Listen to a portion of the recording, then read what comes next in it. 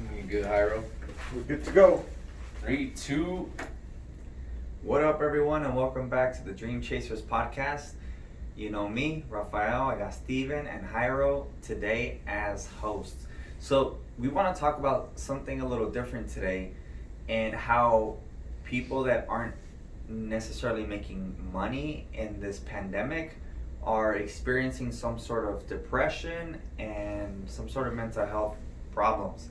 I don't know if I phrased that correctly, but ideally we're trying to figure out, at least get different perspectives on maybe why we think different people are having issues mentally. Because I've been seeing it honestly all over social media. Some of the people that I follow that you could say I guess you could say I look up to because I thought they were mentally tough, have just recently confessed on social media how they've been dealing with suicidal thoughts and cheating on their girlfriends and lying to their friends and doing drugs and all kinds of weird stuff because of the pandemic, and somehow they have mental health issues all of a sudden. So I don't know, Steven, Hyro, one of you guys jump on. Have you guys heard or know anyone right now that maybe is close to you guys that is going through something like that? And do you think that's normal? I don't know. This is my first real recession that I'm going through. The last one in 2009, I was too young to really understand what was happening. You know, I experienced it, but I was 19. I'm a 30-year-old man right now with a family that if I don't figure out how to provide, I don't think I'd go through mental health issues, but I don't know, maybe I would. What do you guys think?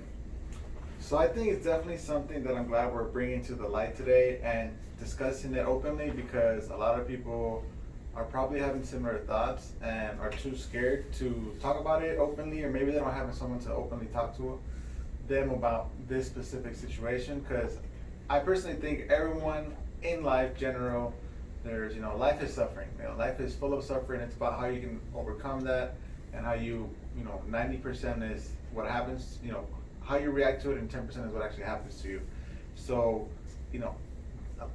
recently what I've done is I don't directly associate with people that are not actively doing something positive, some kind of entrepreneur, business, charity, something, right? And I've noticed that no matter what kind of day it is or what time of the year, people that are successful don't allow the exterior world around them to impact their interior.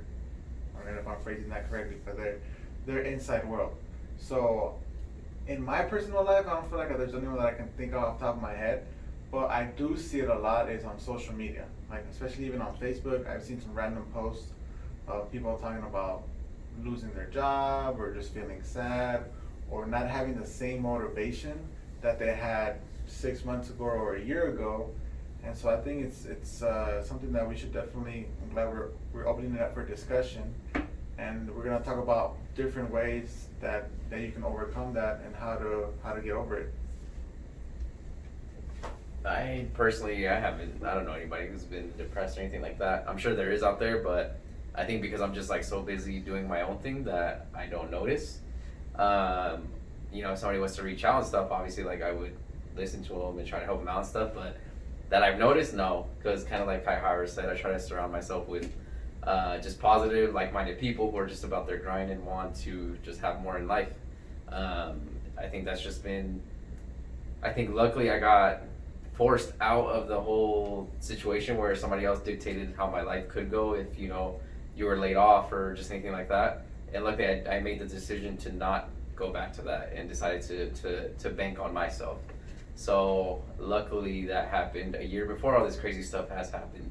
But I think, like Hyro said, mental health is a huge thing that it's a big topic now, especially, but I think more so on the male side, we don't really talk about it. Like, I think you're just programmed to be tough and you just got to deal with it, and you can't really show emotion because emotions show weakness and you can't show weakness.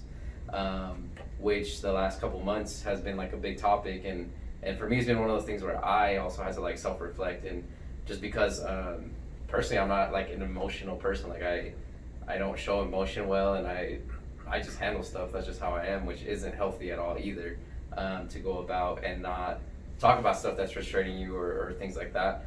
And I think it goes back to like all of us as individuals. We just realize that that we're. Man, I just lost my train of thought. Well, let me jump in while you kind of think about what you were trying to say. The weird part to me, and the reason why I felt like we should talk about this topic, was because keyword successful, right?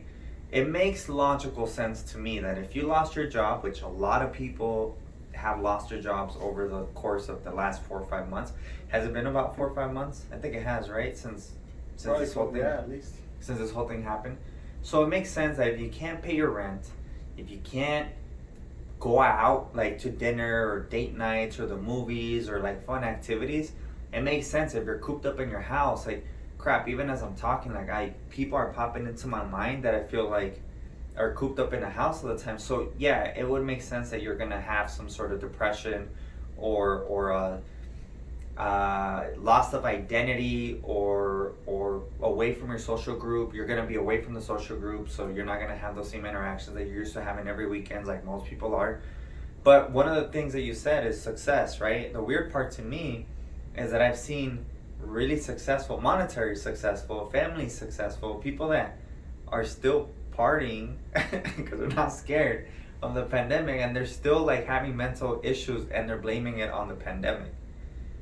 I don't understand that, and maybe you guys can enlighten me as to why I can't understand it, because I don't know if it really is some hormonal imbalance that happens in your brain that causes you to go through something like that. Which is, I mean, I wish and maybe we'll eventually end up doing this on YouTube where you guys could jump on a chat live while we do the podcast, so you guys could actually communicate when we ask these questions to really find out what you guys are thinking and your input. Yeah, like I personally don't think I think like monetary wise, I don't think that's, money doesn't really make you happy. I think that, anybody can tell you that. I think a lot of us think like, oh, if I'm rich and stuff like that, my life's gonna be great and all this. But it does open up doors and does give you access to more things, but it doesn't really make you happy. And I think that's what a lot of people are seeing. Like a lot of people that do have a lot of money usually brings you a lot of people who want to be around you because you have money. They're not really there because they care about you, because, I mean, we've seen a lot of people, you lose money and you don't have that anymore, but you can't have the fancy cars, you can't have the nice house, you can't throw those fancy parties, so people tend to go away. Just like magically no one's around when you're down, and a lot of people stick around when you are living it up. So I think now, kind of quarantine forced a lot of people to just be separated, be on your own, and again, a lot of people lost their jobs, things like that, so they lost that part of themselves in a way. And I think in anything that you do, that's the most important thing, is to be able to do something that you love. Obviously you have to find a way to pay your bills and stuff, but at the end of the day, you have to do something that you love, because that to me is what changes everything. That's what motivates me to get up in the mornings, is like, yo, I get to get up, I get to help people, I get to like build a business with my friends. And even though we're not at the place where we want to be yet, this journey that we're going through is dope. Like being able to just go through these changes and see like the adaptations that we have to make together, the adjustments and stuff, like it's dope. Like people don't realize that. Like everybody thinks, oh, I want to be at the finish line where I'm rich and I can do all this stuff. But once you get there, like, what else is there? Like you did it. Like cool. What's next? Like exactly. What's next? There you have that loss. So that's why a lot of people, when they get to that point, is where, either they just end up blowing their money and stuff like that, or they decide, yo, who can I help do this? Like whose life can I help change? Who else can I bring to the top with me? So I'm not here by myself. That's just like my personal opinion. Yeah, so what I wanted to say is, in business they have this phrase, right? You'll see, when the tide goes down, you'll see who's swimming naked. And usually they're referring to financially, if someone is not in a good financial position, and there's, as we've seen in these social media influencers, there's a lot of fakers, right, out there pretending to be something they're not. And so now that the pandemic hit and they were exposed, right, to put it in 2020 terms, then they had to face the things that they weren't facing before, whether that's the real financial situation that you're in, whether that's evaluating your real friendships and your family relationships and how they maybe were being sustained in a fake way before, but now that everyone has all this pause time that they've taken a break from all the natural distractions. Like this world's full of distractions, and I think what you know what I think people are having to wake up and look in the mirror and have that real conversation that they were not having before. And you're exposing yourself, and if it's not financially, it's emotionally, it's in your routine, it's in your habits, it's everything that you've been doing that you were able to get away with before because the whole world was distracted with everything going on. Those basic distractions are not there no more. People are forced to be in their house working if that's an option for them, and if it's not an option for them, they're on unemployment watching Netflix, hiding and running away from the issues and their problems. So I think that, like kind of like the person that we were talking about before the podcast that me and Rafael follow online, some fitness guy, I don't want to say his name, but he's talking about how he had issues with relationships and all that. I mean, it shows that he is financially in a really stable, but it exposed the fact that in his life, his weakness was his relationship. So now he's having to face that, and for him it was a relationship. For others, it's a financial thing. For someone else, maybe it's a relationship with your parents. So that's my 2 cents on it. I think that's very, very, very insightful, bro. I didn't think about it that way. So yeah, I appreciate you saying that because it's true. It's like a pause. Like people are having to see, like, okay, what's really going on with my life? You know, I think Steven had one of our listeners literally say that, like, yo, I'm listening to you guys talk about what you're doing, and I'm just like, what the hell am I doing with my life? You know, and I feel like when someone's on a mission, because there's, like, I have a lot of friends, like, I would classify them as acquaintances that are in business or are trying to be in business, or they like to be in business. They make good money, and you see that they start buying all these toys. Like they're buying guns, they're buying cars, they're buying, I mean, everything you can think of. The ones that didn't really suffer during this pandemic, and they're still making money, but they're empty because they're trying to fill a void that they're missing somewhere else, right? So probably just like Steven said, maybe they're going through something. Yeah. But because we're guys, they don't talk about it, so they don't pay attention to their woman, they don't pay attention to their kids, they don't pay attention to their body, they don't pay attention to their mind, like, so anyway, it's kind of sad, you know, that they're having to see themselves in the mirror and they're going through something and they maybe don't know who to reach out to. They don't know how to get help. I think the biggest thing that we have, that we've been, I guess, seeing or using as a solution, which not that we were looking for a solution for a problem, is that we've been focused on growth. We've been focused on contribution, and not. I mean, of course, we want to make money, but we know that the money's gonna come when you're creating contribution in other people's lives. And so, my buddy Adam came into our office yesterday, and he was talking about how there is no commission.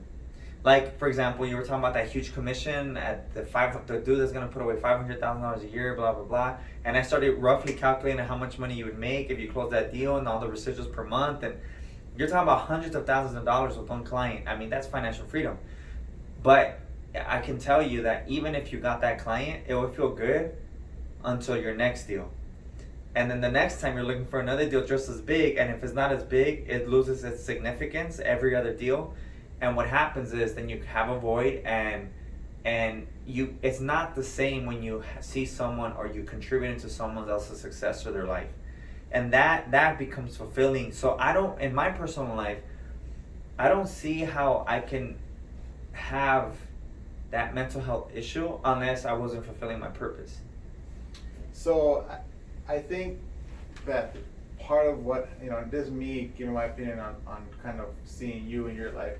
I think you grew up in such a rough environment in your earlier years that when you compare that to what you have to go through on a day-to-day basis, this stuff is easy, right? What the stuff that you had to go through as a kid compared to what picking up the phone, checking some emails, and closing some deals with some clients that want to talk to you and help create solutions for them, it's it's like you were talking about. It's what we were told yesterday by Adam. Is this business is 100% how you perceive it, right? And I think that's a general rule of life, is how you perceive it. Well, give the listeners perspective, because not a lot of people know me or the whatever, like what you're referring to. Yeah, I mean, because you have a similar background, so. Yeah, so the background that I'm talking about with Rafael is growing up in the hood, right? Growing up in ghetto San Fernando Valley, where you're surrounded by violence, by gangs, by a lot of police brutality. You're surrounded by people selling drugs in your neighborhood. You're surrounded by people in big apartments where there's a bunch of people and there's no space, and it's hard for people to get along, and everyone's going through poverty, and everyone's in a scarcity mentality, and it's all about, what am I going to do for me, and how can I take from you, and how can you not take from me? And it's and I'm generalizing a lot right now, but that's kind of what I'm trying to describe, is the type of childhood that you had to go through. In comparison, those problems that you had then, where now you're in a position where you've attained financial freedom, you've positioned yourself where you have control of your time, and you choose what you want to do when you wake up, and so you've empowered yourself, right? So it's, I guess what I was trying to refer to earlier is contrast, right? If you go out and talk to one of your mentors and you see him and how he's built a $1 billion company compared to what you're doing now, you may feel like you're not doing enough, but that's because you've given yourself a contrast of someone that's doing far more. And I think the problem with right now, to bring it back to what we're talking about, if you're just hanging out on your couch watching Netflix, eating potato chips and feeling like a potato couch and feeling sorry for yourself, until you change what you're doing, you're gonna keep feeling that way. If you're a person that wakes up, throws on your running shoes, goes for a jog, is actively looking at labels, trying to eat healthy, focusing your entire day on how to be a healthier human being, you don't even have time to focus on being a slouch, because your mindset is completely focused on something else. So I don't know if you guys have anything else you want to add to that? No, I mean, I agree with everything you said. I think the biggest thing is just being able to tackle and recognize your weaknesses, and I don't know, just growing, like the way you grow up obviously has a lot, and it affects a lot of who you are today. Going back to like what I was trying to say before, where I just lost my train of thought and stuff. My biggest thing is like the whole emotional thing, like being able to show emotion or anything like that. And just thinking about like the way I grew up, I'm like, I grew up that way. Growing up with Hispanic parents, like you're just, as a Hispanic male, you're just taught like you cannot have emotions. Like, yo, you cry, like if you cry, I'm gonna hit you. Keep crying, or what I'm saying. Like you just gotta, it hurts, but you gotta stop. I'm gonna give you a reason to cry. Exactly. We all know the sayings, bro. And so you just grow up like not showing emotion. You just like, I just gotta keep on going. Like that's it. Like I can't talk about like the way I feel and stuff like that. And that's like one of those things where nowadays like it's not healthy. It's not a healthy way to handle things, because like obviously all that stuff carries on into things now. And that's like what I've noticed like with my personal life and like personal relationship with myself, is just like I've always held back, and I've always had walls. Like I let people see certain sides of me and stuff like that, but I don't let people really know like me and what's going on with like myself and things like that, because you just grow up that, like I said, you grow up that way. You just handle it yourself. You don't let anybody see it, and you just chug along and stuff. And obviously that only gets you so far. Yeah. Eventually like all that stuff has to come out, and like the thing is like it's okay like to express those things. Obviously it takes time. Like there's different things you have to deal with. Like for me it was like with my dad and just trying to build that relationship with him, because obviously when I was younger, the way that I look at it now is like I look at my parents, like my parents were young parents. My parents had my sister when I think my mom was like 15, and then they had me when I think she was 17, and then like she had, my mom had 2 other kids and stuff. But it was basically like kids trying to raise kids. Yeah. Like basically we were just like the guinea pigs. Like I don't know, we're just gonna try these things or whatever. Because I mean, you guys know, if you guys are the oldest siblings, you know how different you're raised than your younger siblings. Like younger siblings get away with a lot more, and it's just, they're more chill and relaxed with them. And the older ones are like the guinea pigs that had to go through like the harder stuff. Mm-hmm. And For me, it was like one of those things where even like to this day, still like kind of hard to have like conversation with my dad. I always feel like I don't know why, and it shouldn't feel that way, but it feels like awkward sometimes. It's just like it's hard. Like it's just those things, and like it's things that I realize now where I'm just like, yo, I gotta try harder. I gotta do this because like at the same time, like your parents are getting older. Like my parents are getting older. Like they want to have those relationships with you. They want to have those conversations with you. They want what's going on. And it's like, I don't know, like inside for me personal, it's like a personal battle where I'm just like, this is awkward, but like I know I gotta do it, and how do I get over it? But like, so, you know, and it's stuff that happened long ago. Like, it's not like I hold grudges and like I look at my dad, I'm like, you know, whatever. But it's just like stuff where you just have to just figure it out. And those are the conversations that I didn't have. Like, I barely started like realizing this stuff, like probably I would say a year and a half ago, where I was just like, yo, like this is like serious and I should probably talk, because it doesn't just affect like that relationship, then it affects relationships with like your significant other, because then you hold back too. And it's, yeah, like, so it's like all these different things where I think mental health is super important. I think it isn't a bad thing to open up and have to talk about your feelings and things like that, especially with like crap that's going on now with like Corona, not being able to work. Can't see your family. Yeah, can't see your family. Like you have to stay isolated, like all that stuff.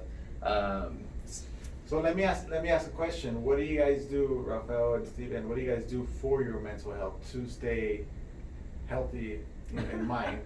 You know what I mean?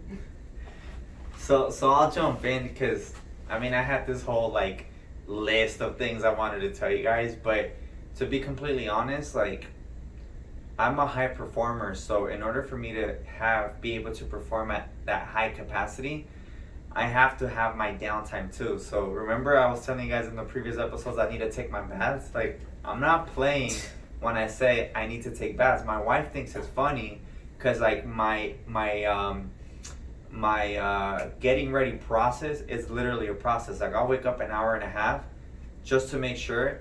It's not that it takes me a while to get ready. It really, think about it, it takes on a little bit to throw on a shirt, maybe 15 minutes to iron a shirt, 10 minutes to do my hair. That's not what takes long. It's me going through this ritual every morning as if I'm preparing for battle to go into this crazy world that's coming against me, and I have to be physically, mentally prepared to attack whatever's gonna come my way, because I'm forcing myself to grow. Just like you said, I'm forcing myself to get better and fix certain issues that I might have. But I know what's wrong, and I know I have to face them, and so I try to do activities that keep me active, that keep my mind sharp, that I'm constantly educating myself. And I think it just comes down to growth. Like, are you growing or are you dying? And I feel like if you're dying and you don't have a purpose and you're just on a routine where you're not getting better at anything, whether if it's your relationship, whether if it's your fitness, whatever it is, it's like you're bound to somehow have some sort of chemical imbalance. And talking about chemical imbalances, even what you eat. If you eat a bunch of chips all the time, and burgers and you know, Candy. yeah, like, candy, all soda, Yeah. you know, like your body's gonna be unbalanced for sure. And how does it not affect your brain? I mean, we could go, even take it deeper into conspiracy theories, which I won't. I'll keep it for another episode. Just a little nugget right there. But why is our food so important? Like, how is it? Maybe that's what it is. Maybe it's our food that we're eating. I don't know. Yeah. Now I'm taking it a complete different way. But All right, Steven. So before Rafael gets into conspiracy theories, what do you do to help you maintain your positive mental state? I do. So I started going to the gym. That was like one thing, is just like being able to do something like for myself.